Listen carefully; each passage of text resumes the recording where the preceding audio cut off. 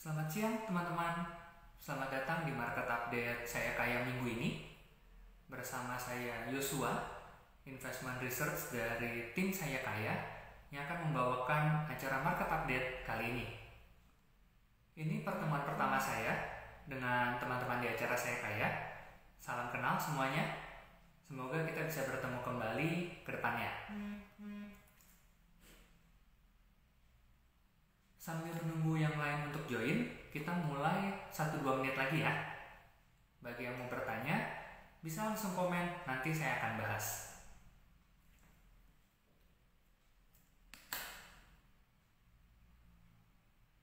Oh iya, teman-teman udah ada yang ikutan promo dari Saya Kaya? Yang udah ikutan boleh komen ya. Setahu saya ada beberapa promo yang masih berjalan saat ini. Salah satunya yang terbaru promo September Ceria dengan investasi minimal 2 juta rupiah di semua produk reksadana BNI Asset Management. Bonusnya sebesar 50.000 di produk reksadana pendapatan tetap syariah BNI AM Dana Pendapatan Tetap Syariah Ardhani. Wah, ini sih bonusnya gede banget teman-teman.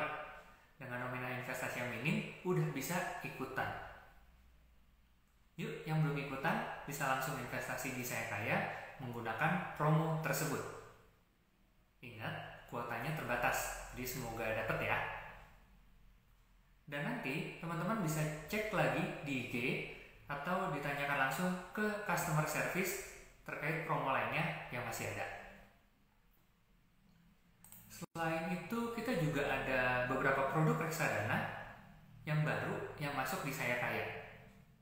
Terbaru ada reksadana pasar uang Star Money Market kelas utama. Returnnya lumayan banget sih kalau saya cek ini. Sebulan terakhir naik 0,47%. Sedangkan setahun terakhirnya naik 5,14%. Data NAB per 6 September ya. Sedangkan produk lainnya yang baru ada reksadana pendapatan tetap syariah iHatch Syariah Fund.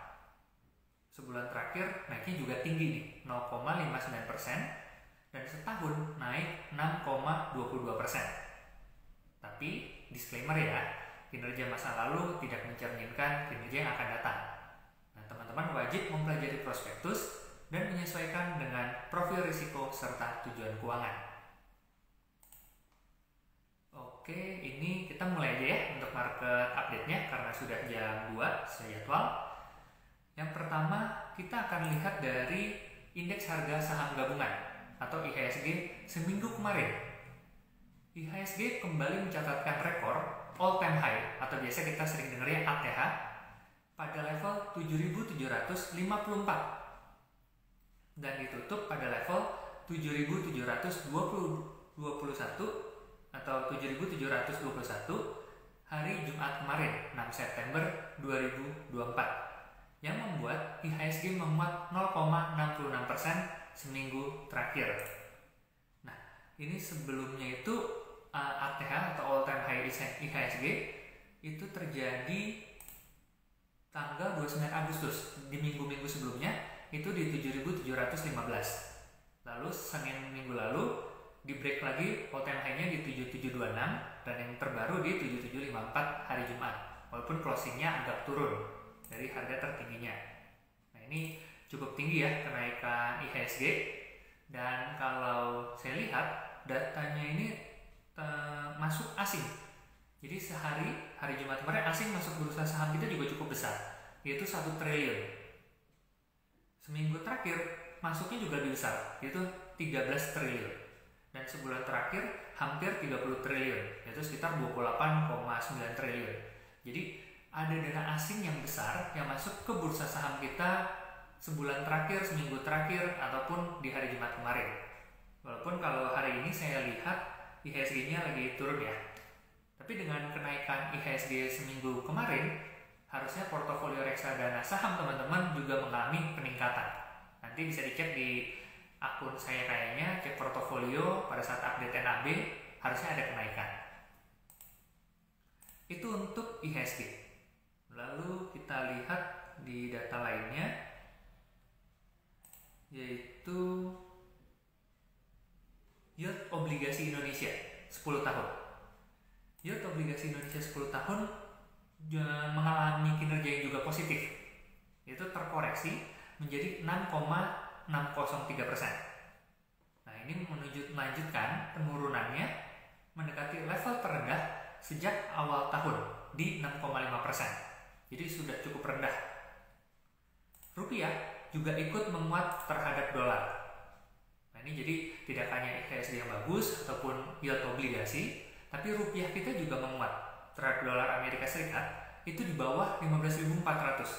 Seminggu terakhir bergerak turun dan menjadikan nilai tukar ini terendah sejak awal tahun. Jadi sudah lebih rendah, bahkan kalau tidak salah dicek setahun terakhir pun Jumat kemarin adalah nilai rupiah terkuat untuk dolar sekitar setahun terakhir. Mungkin beda tipis tergantung kurs ya atau rate-nya gitu.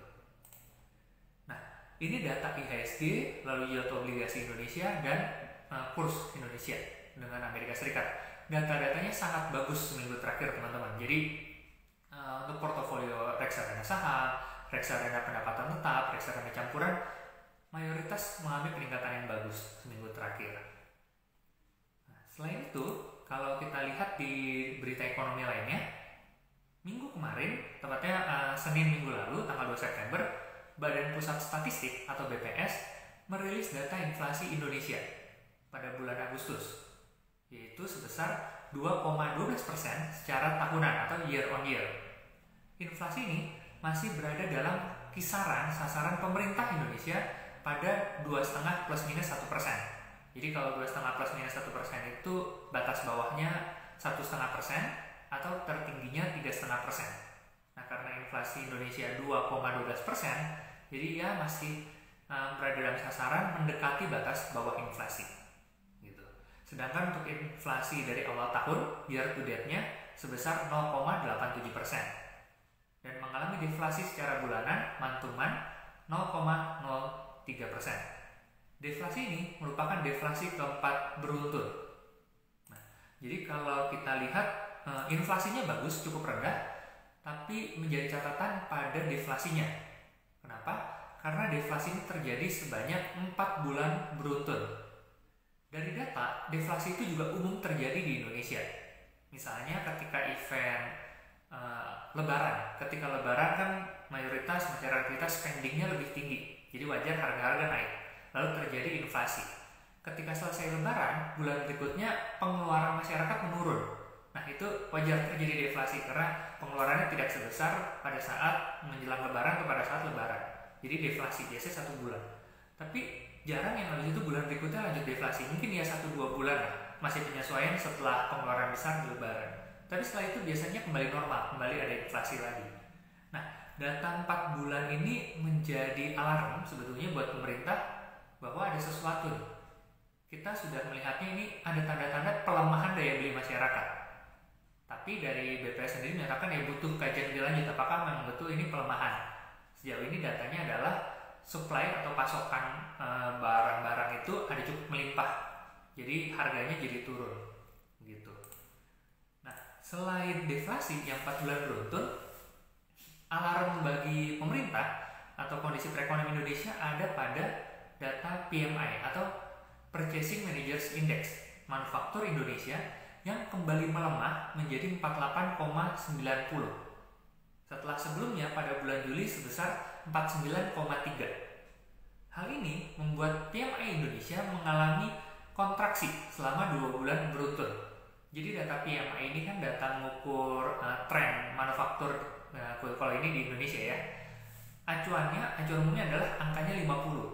Kalau di bawah 50 artinya kontraksi, ada pelambatan aktivitas manufaktur. Tapi kalau di atas 50 artinya ekspansi, ada peningkatan tren aktivitas manufaktur, barang dan jasa diproduksi, lalu juga aktivitas ekonominya meningkat di manufakturnya.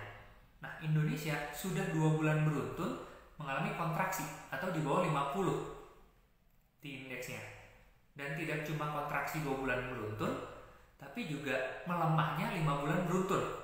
Sejak nilai tertinggi PMI kita itu di bulan Maret sebesar 54,20.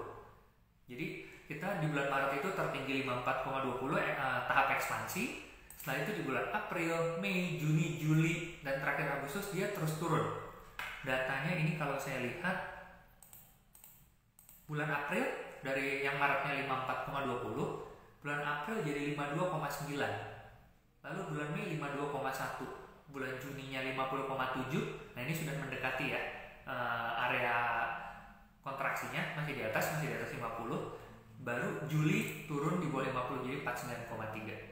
Agustus 48,9. Jadi kondisi ekonominya sebetulnya bagus, inflasinya rendah, tapi deflasinya 4 bulan beruntun. Selain itu PMI-nya kontraksi 2 bulan beruntun, melemah 5 bulan beruntun. Jadi kondisi perekonomian ini yang perlu jadi catatan bahwa kondisi IHSG, dolar, dan yield obligasi bagus, tapi kondisi ekonomi di lapangannya, khususnya di bidang manufaktur, mengalami gejolak. Nah ini yang perlu dilihat ke depan. Semoga saja ada perbaikan untuk deflasi. Semoga bulan depannya meningkat, bisa ada inflasi, dan di bulan depannya untuk PMI-nya ada peningkatan. Mungkin masih kontraksi di bawah 50, tapi sudah naik dari bulan Agustus yang 48,9. Begitu. Nah itu tadi data-data inflasi sama PMI ya. Dan minggu depan itu akan diumumkan data inflasi Amerika Serikat. Yang sebelumnya pada bulan Juli inflasi Amerika Serikat tercatat sebesar 2,9% secara tahunan atau year on year-nya, dan 0,2% month to month. Nah, inflasi Amerika Serikat ini diprediksi masih melanjutkan penurunan, mendekati target The Fed sebesar 2%. Hal ini semakin menguatkan potensi dilakukannya penurunan suku bunga baik oleh Bank Indonesia atau BI maupun The Fed pada bulan September. Nah ini data-data kita sedang tunggu. Kalau ini pengumumannya bukan minggu ini kalau nggak salah tanggal 11 atau 12 hari Rabu atau Kamis data inflasi Amerika Serikat keluar. Nah teman-teman bisa cek ya, nanti kita juga akan update dari saya kondisi inflasi Amerika. Harusnya sih masih turun, nah itu kita lihat sinyal positif untuk penurunan suku bunga. Selanjutnya kita akan lihat dari penurunan suku bunga sesuai dengan tema market update minggu ini, yaitu Indonesia deflasi 4 bulan beruntun, waktunya suku bunga turun. Nah kalau menurut saya untuk deflasi ini agak menjadi masalah ya sebetulnya dengan penurunan yang terus menerus. Jadi kalau menurut saya suku bunga Bank Indonesia harusnya diturunkan bulan ini. Pengumuman suku bunga itu di rapat Dewan Gubernur atau sering disingkatnya RDG Bank Indonesia BI itu tanggal 17-18 September minggu depan. Nah di situ akan diumumkan apakah Bank Indonesia akan menurunkan suku bunganya atau tetap. Terakhir BI rate kita di 6,25% dan itu sejak bulan April. Bulan April itu 6,25, sebelumnya bulan Maret tahun ini di 6%, lalu sempat naik. Jadi kita sudah April, Mei, Juni, Juli, Agustus, sudah 5 bulan itu belum berubah lagi suku bunga di 6,25.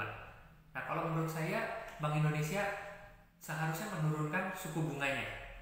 Kenapa? Satu, inflasi kita rendah, terjaga, jadi aman untuk diturunkan, nggak ada masalah dengan inflasi yang tinggi. Kedua, deflasi 4 bulan. Deflasi 4 bulan ini butuh stimulus supaya perekonomian kita kembali bergerak, kembali meningkat, yaitu salah satu dengan penurunan suku bunga. Yang berikutnya juga data PMI manufaktur kita. Manufaktur juga butuh didukung dengan penurunan suku bunga. Jadi dengan kondisi ini, Bank Indonesia bisa menurunkan suku bunganya tanpa harus menunggu Bank Sentral The Fed Amerika untuk menurunkan suku bunganya terlebih dahulu. Karena setahu saya yang meeting duluan itu Bank Indonesia, baru habis itu kayaknya malamnya atau besoknya The Fed dari Amerika. Jadi ketika biasanya kan Bank Indonesia kadang suka nunggu ya. Jadi kalau Bank Sentral Amerika turun suku bunga, kondisi kita udah oke, kita turunin suku bunga. Tapi karena kita duluan dan kalau nunggu beda sehari lalu baru turunin bulan depan, itu kan masih ada waktu lama, ada potensi kita deflasi 5 bulan beruntun habis itu bulan depan. Ada potensi PMI kita makin kontraksi lagi bulan depan kalau tidak ada perbaikan ekonominya atau stimulus-stimulusnya. Jadi di situ ditambah satu lagi kurs kita. Salah satu biasanya kekhawatiran bank sentral itu kan terkait dengan kurs kita ya. Kurs kita takutnya kalau banknya suku bunganya turun, itu nanti nilai tukarnya melemah, dolar kembali menguat lagi. Nah, kalau dari sini kita lihat kan sekarang rupiah sudah 15.400, 15.300 atau ya 15.500 lah, kurang lebih di situ. Di situ jadi cukup stabil, bahkan sudah cukup lama di bawah 16.000. Sejak awal tahun kita sudah terbiasa dengan kurs rupiah yang di atas 16.000 atau 15.900, terus 16.000-an sedikit. Sempat 16.400, saya lupa sempat pernah 16.500 atau enggak. Tapi itu sudah terbiasa dengan 16.000-an. Jadi kalau bank sentral kita naikin, bank sentral turunin suku bunga, lalu dolar yang menguat, naik mendekati 16.000, saya kira itu masih wajar. Jadi bukan sesuatu yang menjadi gejolak terkait nilai tukar kita, begitu. Nah, dengan kondisi ini, menurut saya minggu depan Bank Indonesia harusnya menurunkan suku bunga. Itu update ekonomi sepekan seminggu terakhir, dan selanjutnya adalah reksadana pilihan. Kalau Bank Indonesia menurunkan suku bunga, lalu The Fed juga menurunkan suku bunga, apa nih reksadana yang mendapatkan dampak positif? Yang mendapatkan satu adalah reksadana pendapatan tetap karena isinya obligasi. Secara teori dan prakteknya juga beberapa kondisi saya lihat adalah sesuai. Kalau suku bunga turun, harga obligasi naik. Kalau suku bunganya naik, harga obligasinya turun. Jadi kalau arahnya bank sentral turun suku bunga, reksadana pendapatan tetap akan naik kinerjanya karena aset-aset obligasinya ikut naik. Jadi reksadana pendapatan tetap menjadi opsi. Yang kedua, reksadana saham. Kalau reksadana saham sebetulnya banyak faktor juga. Jadi selain dari suku bunga, itu juga banyak dari ada capital inflow, lalu juga ada banyak faktor ya terkait dengan kondisi ekonomi dari emiten dan sebagainya. Tapi umumnya juga reksadana saham atau saham-saham mendapatkan sentimen atau katalis positif dari penurunan suku bunga. Nah, di sini kita di Saya Kaya punya banyak pilihan ya. Beberapa pilihan reksadananya bisa teman-teman cek. Itu pendapatan tetap bisa di Star Stable Amanah Suku, di obligasi Bahana Kehati Lestari kelas G, dan Super Invest Syariah Sukuk Fund. Itu pilihan-pilihan reksadana pendapatan tetap. Sedangkan beberapa pilihan produk reksadana saham bisa pilih Trimegah Capital Plus, Super Invest Equity Fund, dan Super Invest Syariah Sustainability Equity Fund. Itu pilihan-pilihan reksadana saham juga yang bisa jadi pilihan teman-teman berinvestasi di Saya Kaya. Selain itu, oke, dan yang satu lagi saya akan update kinerja atau top reksadana of the week. Kalau teman-teman minggu lalu udah lihat ya di postingan IG kita top reksadana of the month, itu kinerja sebulan terakhir. Kalau ini kita seminggu terakhir. Kita akan bacakan siapa sih juara-juara atau pemenangnya seminggu terakhir dengan kinerja return itu periode 29 Agustus sampai 5 September. Dari yang konvensional dulu ya, baru setelah ini yang versi syariah. Di konvensional untuk reksadana pasar uang itu ada Star Money Market Kelas Utama, ada BNI AM Dana Liquid, dan Trimegah Kas 2 Kelas A. Ini 3 terbaik reksadana pasar uang yang kebetulan kalau dicek returnnya 0,1%, 0,10%, tiga-tiganya sama. Itu sama biasanya ada faktor koma di belakangnya, cuman karena kita pakai 2K belakang koma jadi kurang lebih sama. Jadi kalau pasar uang walaupun top 3-nya tadi, tapi kurang lebih lagi sama semua ya. Sedangkan reksadana pendapatan tetap itu ada Super Invest Bond Fund, ada Trimegah Dana Tetap 2, dan Trimegah Fixed Income Plan. Selanjutnya reksadana campuran ada Trimegah Balance Absolute Strategi Kelas A, ada Super Invest Anak Pintar, ada Super Invest Premium Fund. Dan reksadana saham ada Trimegah Capital Plus, Afris Equity Growth Fund, dan Super Invest Maxi Fund.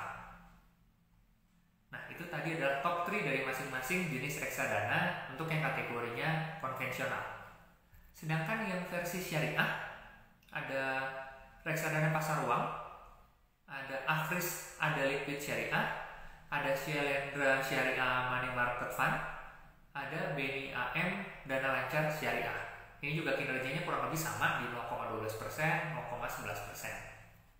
Sedangkan reksadana pendapatan tetapnya ada Trimegah Dana Tetap Syariah, Star Stable Amanat Sukuk, dan iHaj Syariah Fund.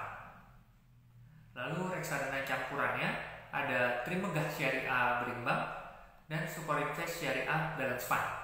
Karena kebetulan reksadana campuran kita yang syariah hanya 2, jadi kayak ini ganti-gantian aja posisi Trimegah atau Supor produknya.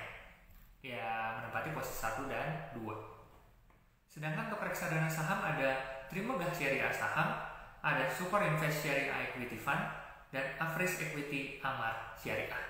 Nah, di antara produk ini ada nggak nih yang teman-teman punya di portofolio? Kalau ada, congrats ya. Jadi kebetulan di portonya masuk top performance 1 minggu terakhir. Oke, itu saja untuk update minggu ini.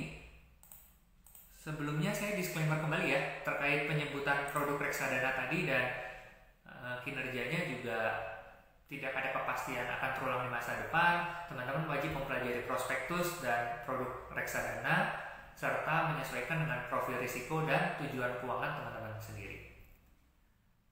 Dan nanti informasi market update ini juga bisa teman-teman temukan nantinya di blog Saya Kaya yang nantinya akan dipublish dalam bentuk weekly newsletter. Itu aja dari saya. Mungkin ada yang mau tanya dulu di komen. Kalau ada, saya akan coba jawab.